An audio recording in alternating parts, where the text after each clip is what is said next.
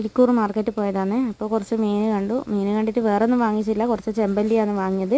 ചെമ്പല്ലി വാങ്ങി അത് അവിടെ നിന്ന് തന്നെ കട്ട് ചെയ്ത് തരാൻ പറഞ്ഞു. അവൻ നല്ലപോലെ കട്ട് ചെയ്ത് തന്നെ കറി പീസിലാണ് കട്ട് ചെയ്ത് തന്നത്. ഞാൻ അതും വാങ്ങി നേരെ വീട്ടിലേക്ക് വന്ന് വീട്ടിൽ നിന്ന് ഞാൻ നന്നായി കഴുകി ഉപ്പും കുരുമുളക് പൊടിയും മഞ്ഞൾപ്പൊടിയും പിന്നെ ആവശ്യത്തിന് മുളക് പൊടിയും ചേർത്തിട്ട് നന്നായിട്ട് പെരക്കിയെല്ലാം എടുത്ത് വെച്ചേ.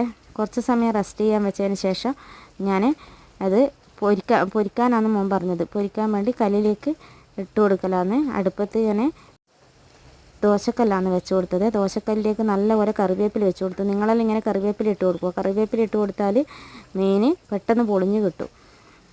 എന്നിട്ട് അതിലേക്ക് പിന്നെ എണ്ണ ഒഴിച്ചതിന് ശേഷം കറിവേപ്പില ഇട്ട് കൊടുത്തേ. കറിവേപ്പില ഇട്ട് കൊടുത്ത് അതിലേക്ക് ഞാൻ എല്ലാം മൊത്തം മീനും അങ്ങ് ഇട്ട് കൊടുത്തേ. ഇതാ ചട്ടി കാലിയാക്കി വെച്ചു. ഇത് ഇനി തിരിച്ച് മറിച്ച് വിട്ട് കൊടുത്ത്